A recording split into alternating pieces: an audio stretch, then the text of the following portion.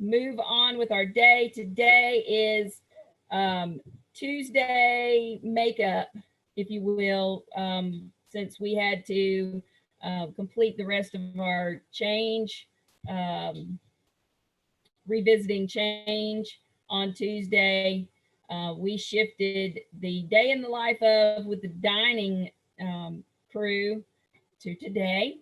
So thank you guys for being flexible and working with us to switch today. We really, really, really appreciate that. And so we're going to get into that. You know the drill. Chat your comments in. If you're joining us on YouTube Live, you can chat your questions, comments in there, and Julia will pull them over. And if you're joining after the fact, you can submit that through the Auxiliary Connections website at auxiliary.uga.edu, and then select survey and feedback. And it's that top link to submit feedback to us. And if it's and for Robert, the link to get to the Robert messages is right underneath that. It's the second link. So take care of that if you haven't already. And if you have questions, please do ask them. And with that, we'll get started and just jump right in. So Renee, we'll start with you. How about introduce yourself? Tell us a little bit about your background and how you came to be where you are now. Good morning. My name is Renee Hill, and I'm the food service worker 2 at the Village Summits. But I started in 2002, and I started at a dining hall called McWhirter, where we only fed athletes. So I was there until 2004, until they opened the Summit, and that's where I've been ever since. All right. So Derek?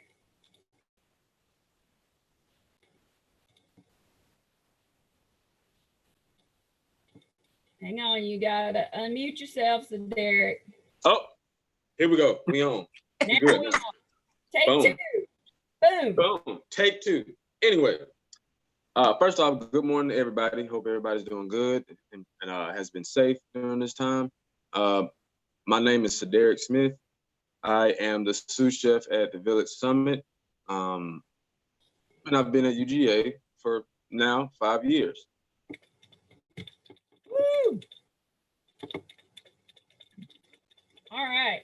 Well, since we're here, we got you unmuted, and you're good to, you're already here. We got you set on the screen. Why don't you get us started? What does a sous chef at the Village Summit? What does that mean? What do you do? Tell us what your day is like. So, being a sous chef at the Summit is it's different for me because originally when I first came to UGA, I was hired as a sous chef at Snelling, where a lot of my job duties were a little bit different there than they are at the Summit. So at the Summit, I'm still learning, I guess you could say, about things I do, things I need to do, and how I kind of manage my time while I'm there.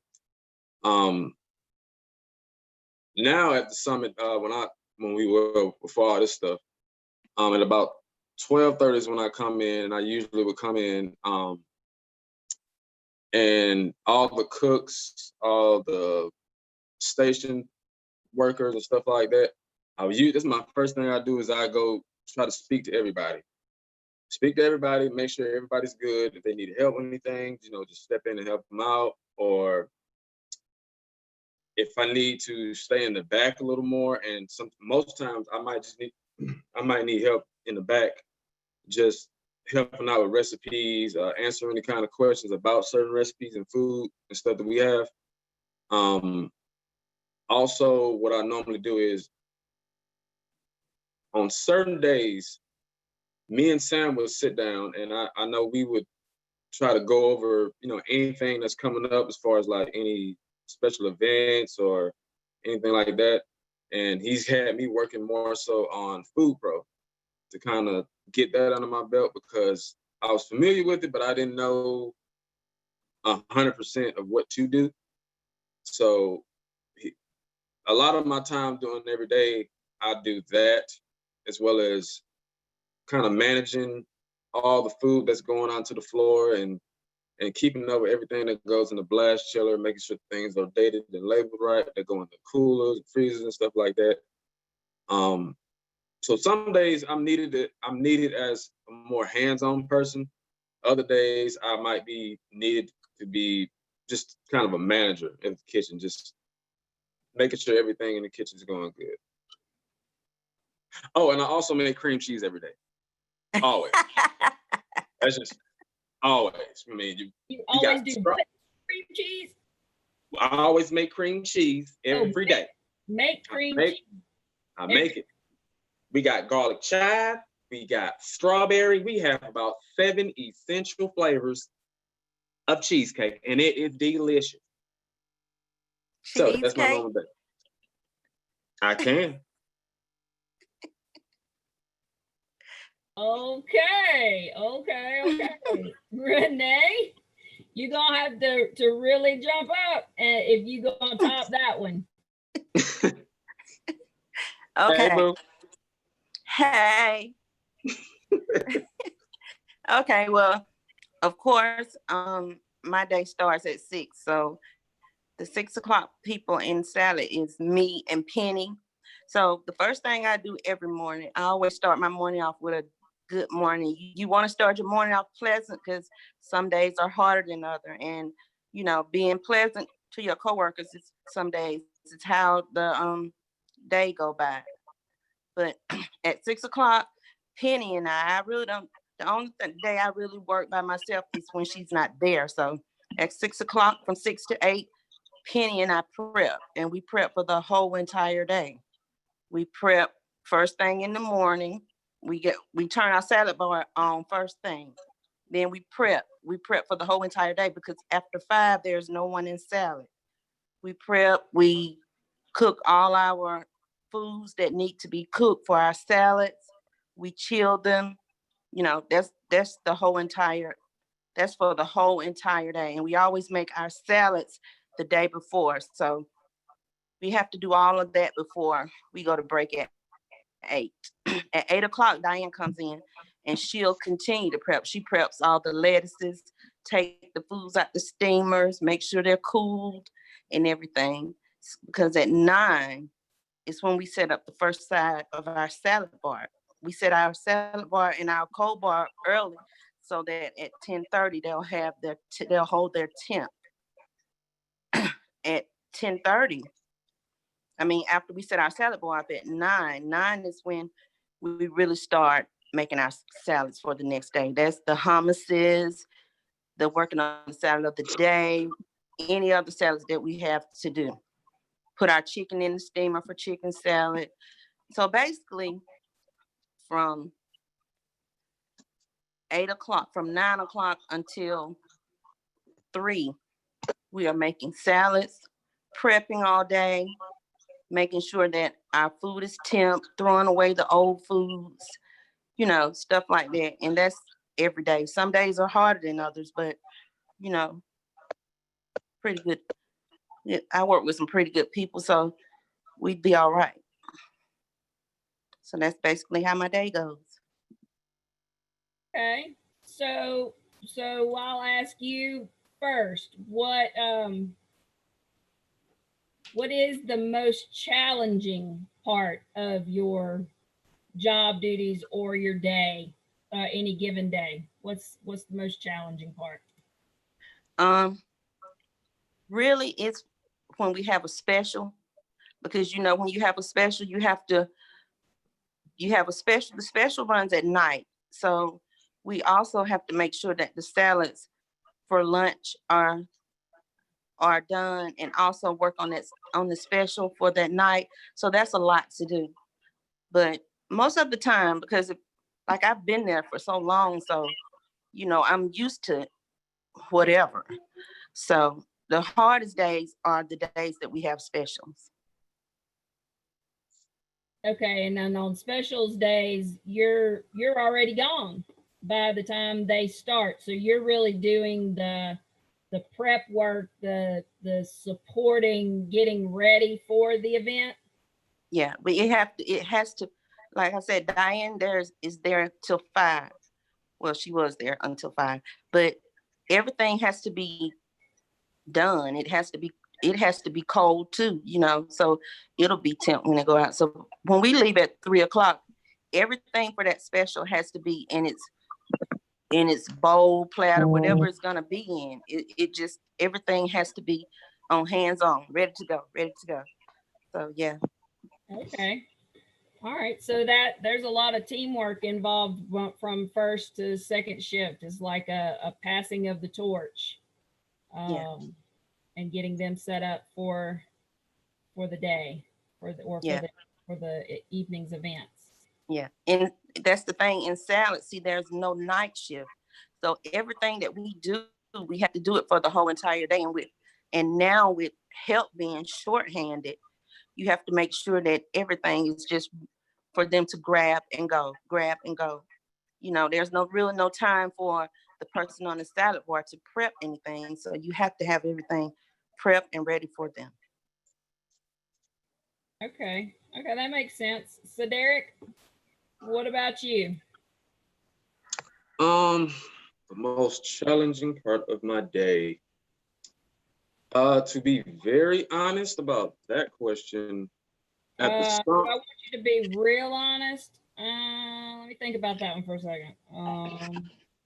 We are publishing live to YouTube, and it is being recorded. So, okay. well, I ain't gonna touch on all that then. Okay. But no, but realistically, the hardest thing about my day at Summit is actually the food pro stuff. It the way it's been taught to me it's kind of easy, but it's one of those things you just got to keep doing it every day, every day, every day. The only reason why that is more challenging to me than anything else is because I've been at UGA, 5 years. I know a lot of people been there longer than me, but in that time frame, I've been the sous chef as well as working about 3+ years as an assistant manager. So I've seen the most on both sides.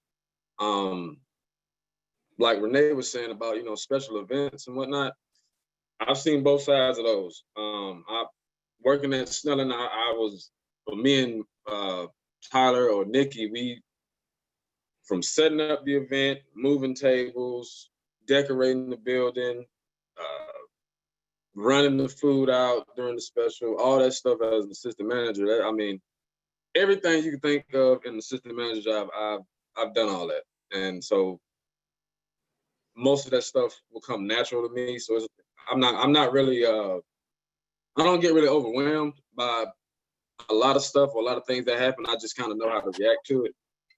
The same way as a sous chef, being in charge of recipes and all this stuff, and managing other cooks and all that. I've seen that as well. Most of this stuff that I'm doing at the summit is pretty easy, and I ain't gonna say it's not challenging because I always have to kind of relearn, faces and names and how people like to work and stuff like that. So most things that happen now just come natural. I kind of know how to handle it and react to it and kind of keep going. So that's why I said my most challenging thing is just the food pro stuff because I've never learned it fully or had the chance to learn it fully like I am now. And Food Pro is for all the ones that don't really know what Food Pro does, and for me, this will be as much. I'll be one of those that kind of halfway knows what it does. It is an actual system itself. It reminds me for anybody else that's old enough to remember, and we won't talk about how old we have to be to remember, but to the DOS system, and it's the green screens, and so I don't think they're green in Food Pro, but the that whole system is it's an older, it looks almost antique the last time I looked at it. Yeah. So explain what Food Pro is and how that is a part of what you do.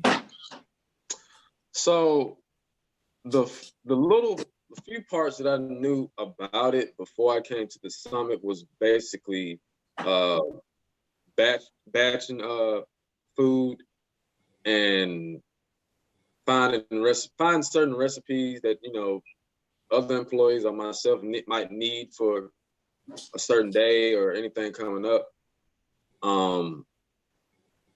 That's really, before I came to Summit, that's the only two things I knew about it. When I got to the Summit, and Sam's been working with me on this, is ordering the food and making sure things are input on Food Pro correctly, because a lot of times it gauges the amount that you use of certain foods. So that way, when it comes to ordering food, it keeps itself going in a way.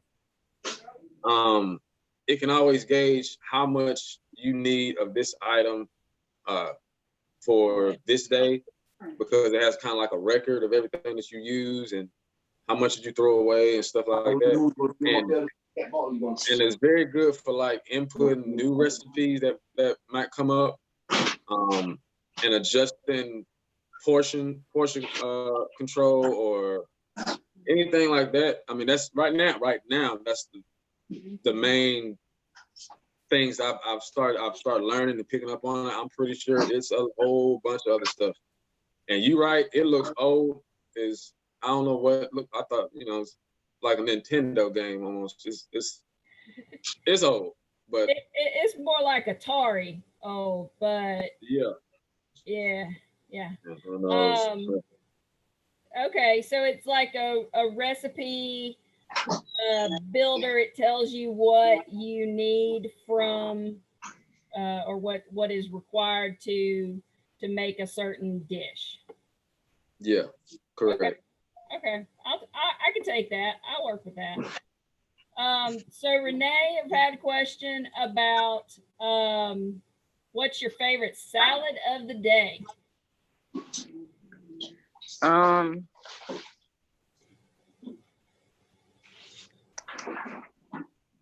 don't know really. Maybe That's fair. I don't really have a favorite. Okay. What are the salad of the day options? What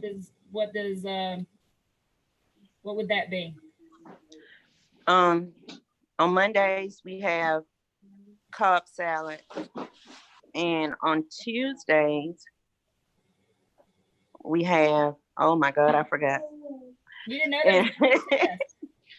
And when I know on Wednesdays we have it's chicken Caesar day. Tuesdays is butternut squash. It's not a really good seller, but chicken Caesar is the hottest. Okay. Chicken Caesar is the hottest. And on Thursday, another hot seller we have is the fried goat cheese and berries. And our Friday salad is not really a good seller either. It's portobello mushrooms with Parmesan cheese and Caesar dressing. It's really not a good seller, but our biggest hits are Caesar, and that's the Caesar chicken, and the fried goat cheese and berries. Okay. All right, back to you, Cedric. Question: if you had free reign to cook anything, excuse me, if you had free reign to cook anything for the line, what would you cook? Mm. Hmm. So, I would love unlimited amount of New York strips or chitlins. That's a very broad spectrum. Of, Hey, you asked. I did actually technically India asked, but I just relayed what India asked me to ask. So there's that. But okay. So Hey, who's your favorite chef? Either someone you know personally or a celebrity chef. Who's the chef you strive to be the most like? hmm. Favorite chef. Well, seeing as though I'm working at the summit, I feel like I'm supposed to say Sam. No, I don't mean UGA chefs. No, I mean yeah, I know. any chef. Um, So I used to watch a lot of cooking shows, um, Chopped and Master Chef Kitchen and all that stuff. I used to watch it. I don't really watch it as much as I used to, so I'm trying to kind of stay on somebody real. And truth be told, I guess you could say my favorite and really the most respected chef. I mean, I respect all of them on UGA. But the one that stands out for me personally is actually Tim. Mainly because he's the one that actually brought me up, in the UGA culinary world. He's the one that interviewed me. He's the one that trained me. He's the one that, you know, gave me some knowledge of the food pro. He's always been able to work with me on anything I might have needed, and really even called me out when I need to be called out. Because sometimes I need to be put in check. If I get a little too complacent about certain things. So yeah, I would say Tim. And I mean, and also working beside him as much as I did, I kind of look at him as more than a chef. Me and him, like, we're actually friends. We try not to, let that cross in the workplace, but like we have a good rapport with each other. He cracks the most jokes on me and whatnot, and I will ruthlessly tear him a new one every time he tries. And I mean, it's just what we do. That's just what we do. He's one of the most intelligent chefs that I've ever met. And I went to Le Cordon Bleu a long time ago, and I met some incredible chefs there. But with Tim, I mean, I guess because, like I said, I'm beside him all the time, and just like us having conversations about certain things, and how he might come up with something real quick to, do this or try that, or even give me free reign to do what I want to do. Let me try what I want to try. And like I said, even now that I'm not working with him like I was a year ago, it's like every time me and him see each other, he likes to crack a joke on my guy LeBron James, and then I'll usually say something about, his big shoulders. I don't know. I just, whatever comes to my mind, I'm like, we just go at it. We go at it, but it's all love. It's just, that's what we do. It's what we do. So yeah, Tim. And tell him and see, he should be working on my. Never mind, I ain't gonna say that. okay. I keep it to myself. Okay.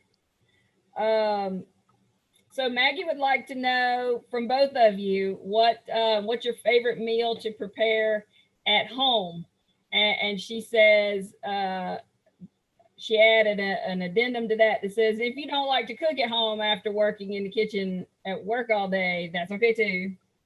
Um, Mm. Mm. Let me start with Renee, or you want and think about it, or you got one? I think I got one.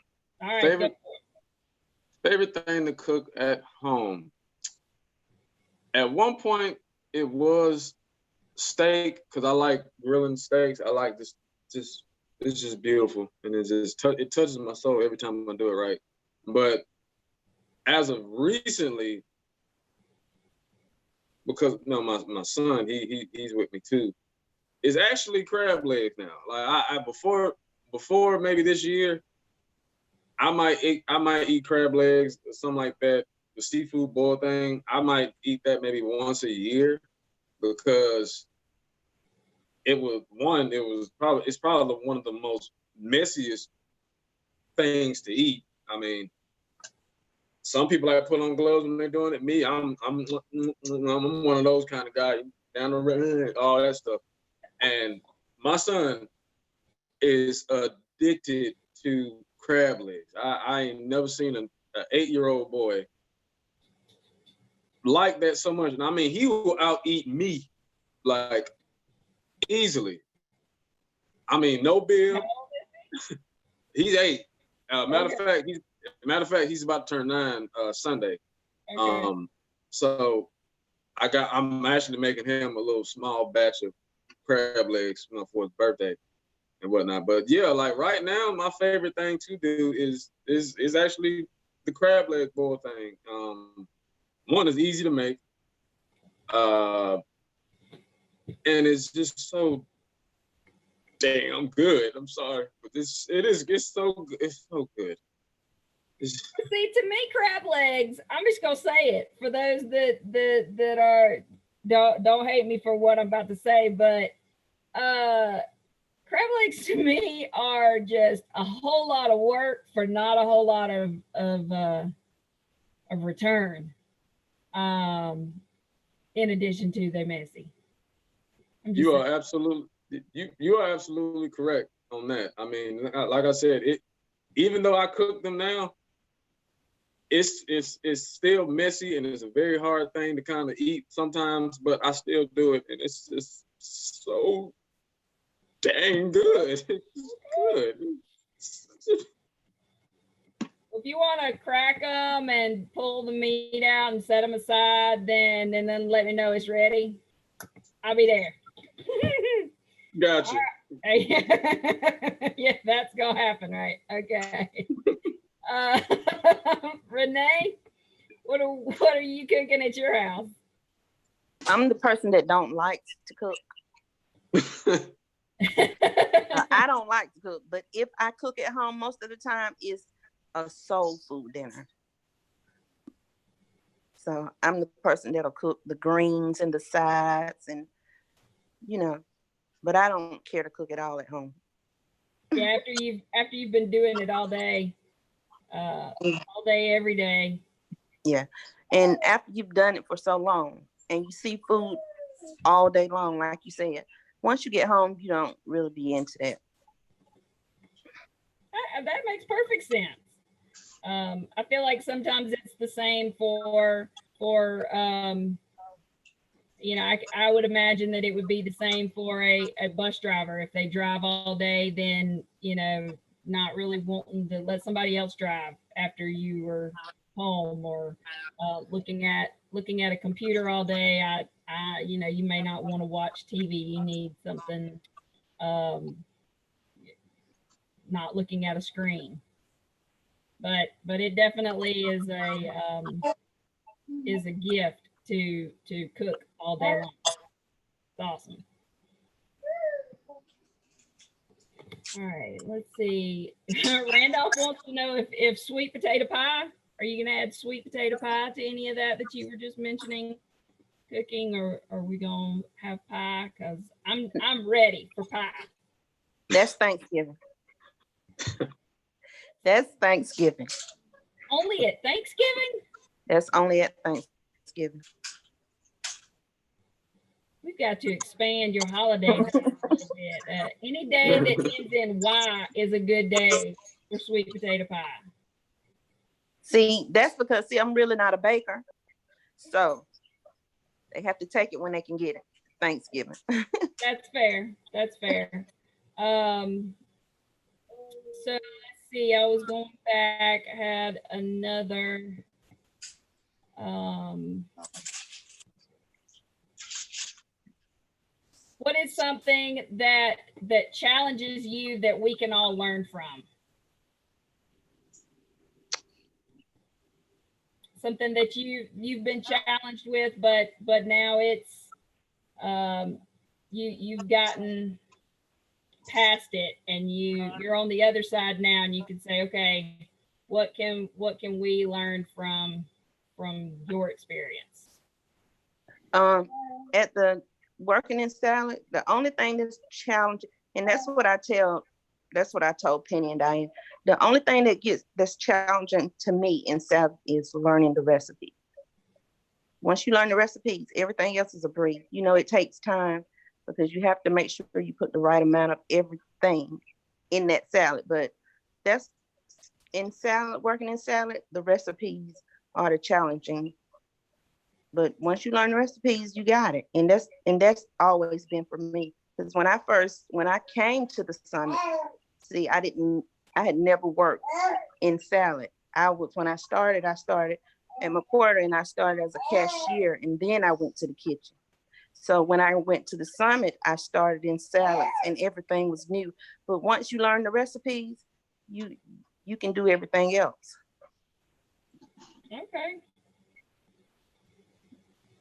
that makes sense. So Derek, what about you? The challenging thing that for me, I think could help or could assist everybody that works in food services, or really just wherever you work. Never forget what it feels like to be an employee. I say that because I've seen, over the years, some people kind of, you don't treat you just forget how it feels to be a part-timer, or just a regular full-time worker, or just a line cook, or just a station leader. Some people kind of get lost and forget that, and that mindset that you had when you were doing those smaller jobs. But now that you're in a bigger job, it's like, you kind of look down on it, like you don't take it as seriously as that person does, because you forgot what it feels like to be an employee. The way I carry myself is I'm a very hands-on person, as far as like I would never tell an employee or a part-timer or anybody, I never tell them to do something that I'm not willing to do myself. Things like at the summit, while most of the times I'm managing a lot of things in the kitchen and on the floor, but it's more than that with the job. And it's a lot of things with these type of jobs that aren't really written in your job description. It's more so like it's more so about what you want to do, what I want to do. So I know most nights, we closing at the summit, after I check people out or checking coolers and stuff like that, I go in the dish room, or I go in the pot sink, or something like that. Because I don't want to leave nobody behind, and I don't want to make it feel like, well, I'm only doing what a manager's supposed to do. I'm only doing what I need to do here. I'm not gonna help you close this down, but I'm gonna make sure you did it right. That's kind of not my style. And employees, from what I've seen, they respect that a lot.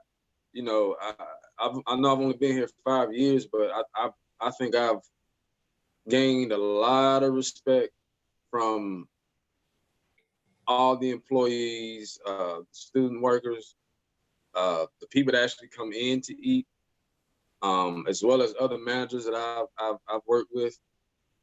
That's just how I always carried myself, and I'm always gonna carry myself like that, because truth be told, it's a blessing to be in the position that I'm in.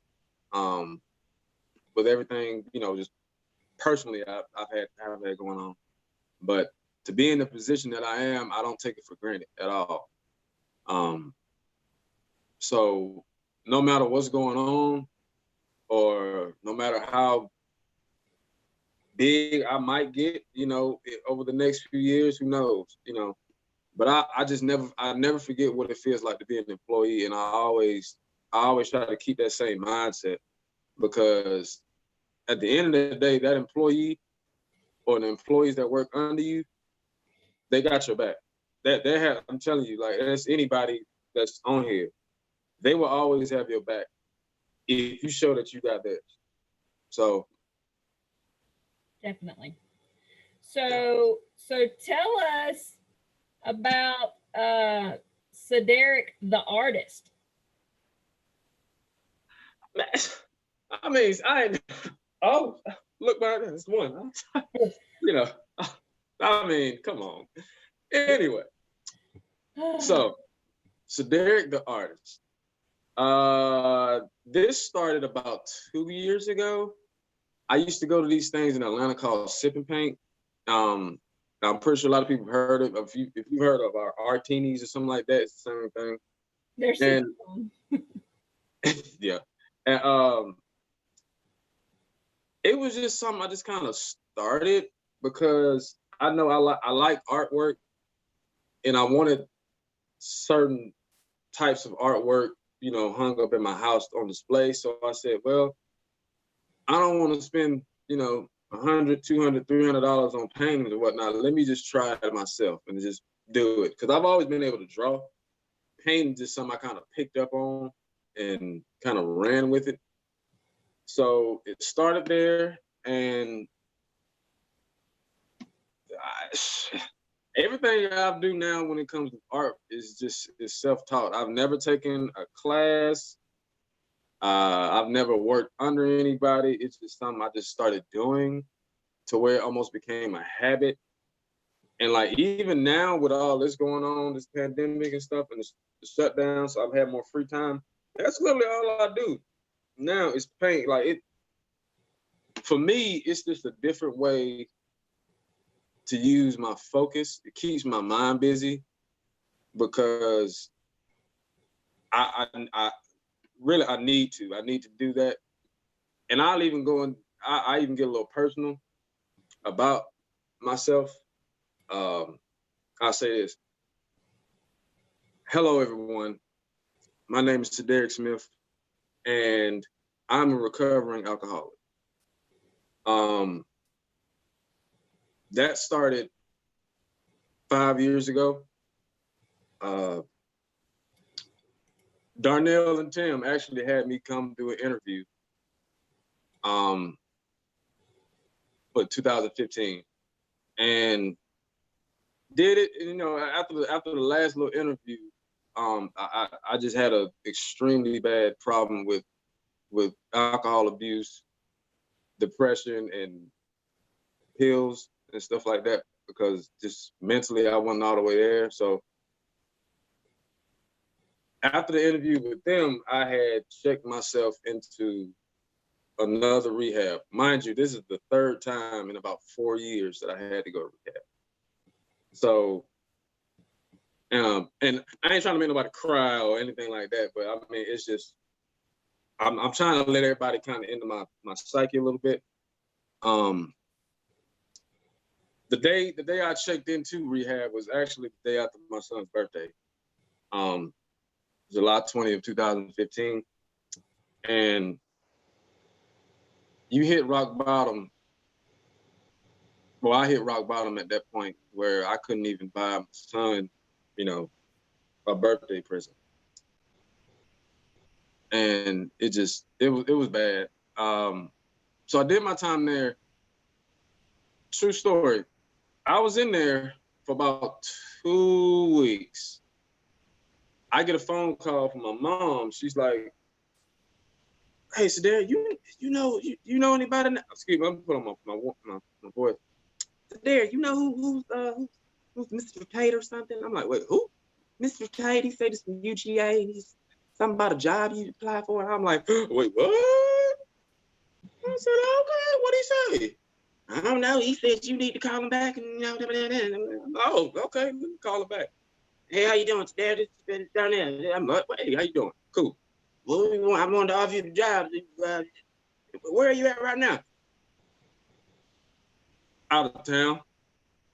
Yeah, I'm out of town, And then fast forward 5 years now, and then when we talk about painting, it was just a way to keep my mind focused.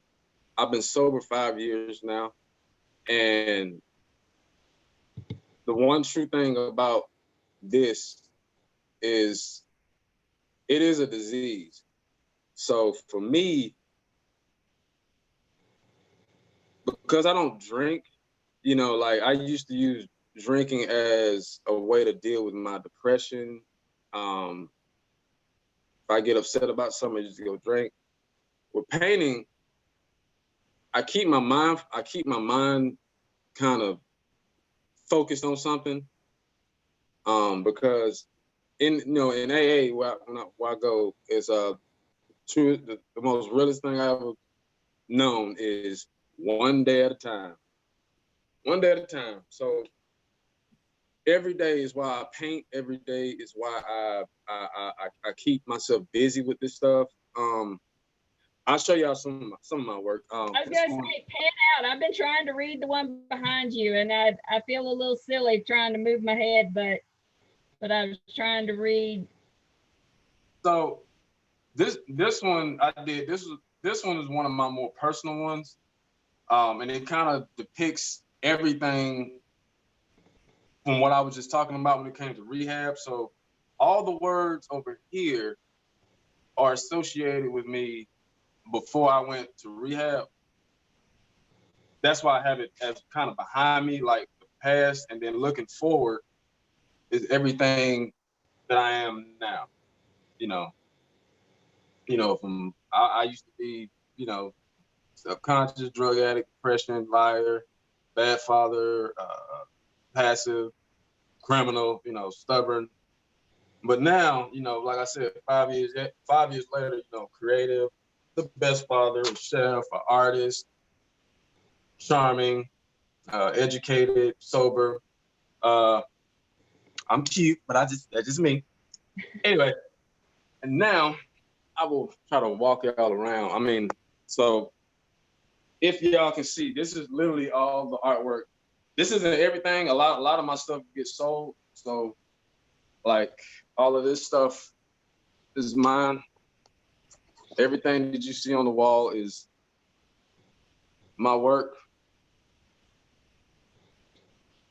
And let's see, take y'all in my room real quick. I mean, I started running out of space to do stuff.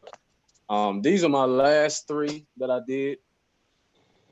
If y'all can see, Malcolm X, that one, kind of a Black Panther thing, and this one. And for those that know me and know that I have an extremely big shoe collection, I started doing art for my shoes. So, I'll do that one and this one.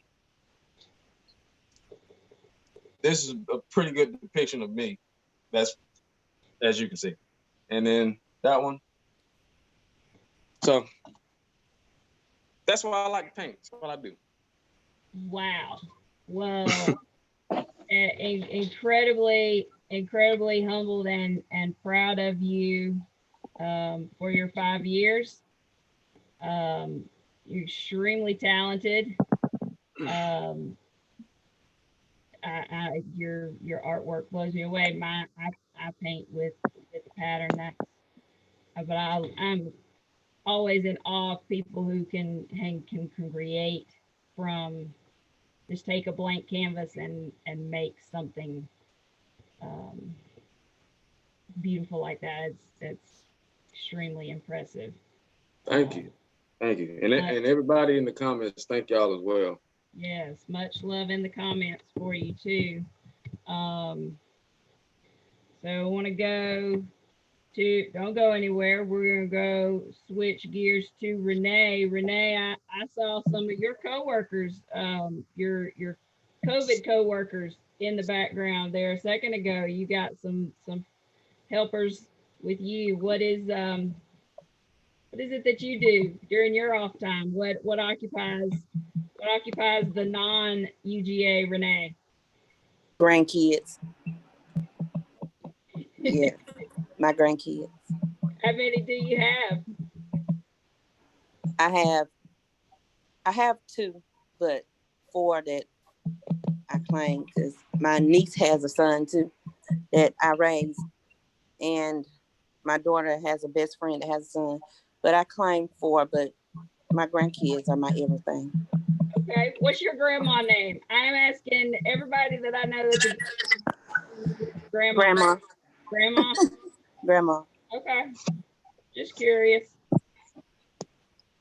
Um, so what is there anything else that you want to share with us, Renee? Is there anything that we haven't covered? Anything that if you were me, you would have asked you? Um, no, not really. I think you asked everything. Okay. Thank you. All right. Well, you're getting a lot of. I'm not sure if you can see the chats, but you're getting a lot of hellos and missing you, and Yeah, good to see you. yeah. See, Randolph is sending me a message now saying he wants to make an announcement. Imagine that. Randolph wants to join our party. hmm. Fix your camera, Randolph.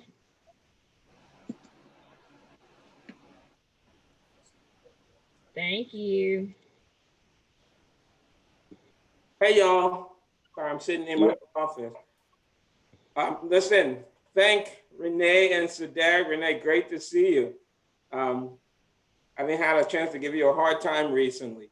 Thank Renee and Sadek for closing us up on what's been a busy Friday, hasn't it, Catherine? It's been a busy week. We're really looking forward to next week when we get to see all of you.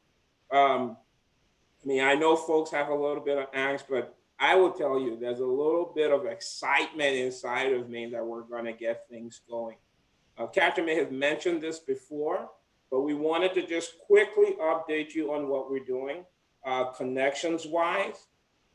When we started connections on April 1st, I don't know if you all remember this, April 1st was the first day of our session. The goal at the time was to keep us together, to keep us connected, to get to know each other, to get to know people all across the division. I will say, I think we've been able to accomplish that. I think it's been great. And looking at and learning about who people are and what they bring to us, not just the work that they do, but who they are, I would say have been one of the most exciting things for me. I almost feel like when we're back in August and these places are open, you know, standing next to Renee and Cedric and working with them is going to have a different meaning for me. Standing on the buses, you know, giving Shalon in the parking at Kate a hard time is all going to have a different meaning for me. And I think it should have a different meaning for every single one of us, because now we all one. We're different and we bring these different things together. We're all one. And it's exciting to be a part of the family. Brett talks about us persevering and enduring these times. Let's stay strong. Let's be patient with each other and endure these times. It's not going to be easy, but together we can certainly accomplish what's out there for us. So the quick announcement is this. We are shifting the focus of connection. Remember, the goal was to keep us together, to keep us connected. Now we've got opening stuff to do. We've got to be in our workspaces. And so the HR team, the marketing team, and a lot of the teams, that the content team, comprised of folks from all over the unit who have been working to make these things happen. We've got to shift our focus a little bit to making sure that operationally things are good, that you're taking care of, that we're considering all of the safety issues and mechanisms that are available to us. So we are shifting. So I think today was a really great final 10 a.m. session. And so we're going to be moving our sessions to one session a day. There is no 2 p.m. session today. So enjoy your weekend as you get prepared for coming back on Monday. But we're moving our sessions now. So connection sessions between now and the beginning of August will be just one session a day, and it will be at 2 p.m. We will still broadcast them live. We will still use the format that we're using. So we have a day in the life off and those kinds of things. But between now and the beginning of August, they will be just one session a day at 2 p.m.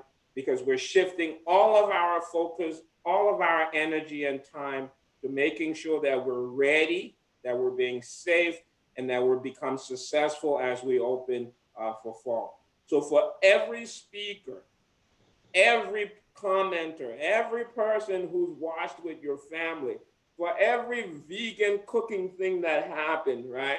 For every time that I interrupted Catherine or Catherine didn't want to unmute my mic, thank you all for joining us and being a part of what has been a very unique experience for dining and marketing and transportation and parking.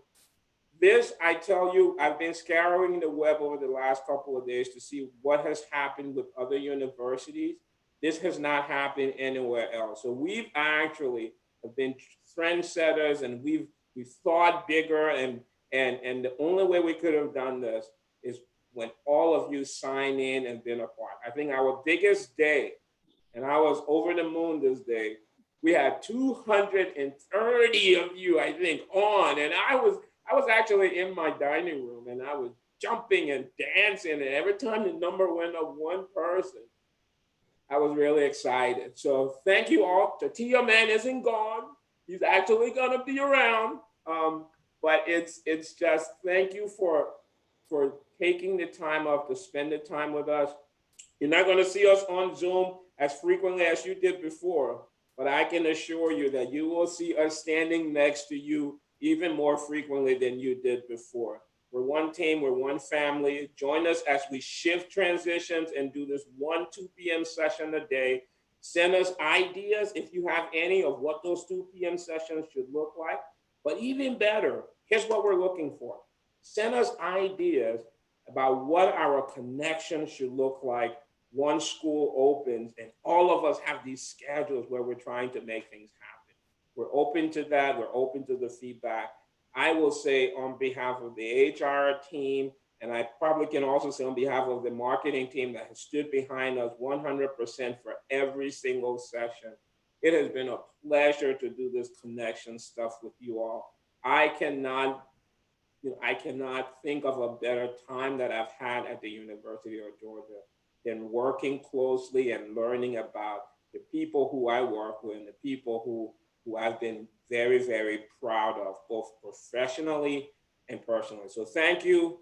No sessions this afternoon, and see you at 2:00 on Monday.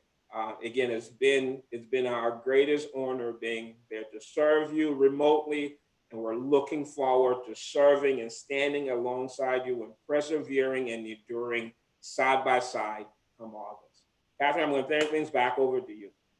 Okay, I'm just going to say he said we're not having the 2 p.m. session today, and we're not.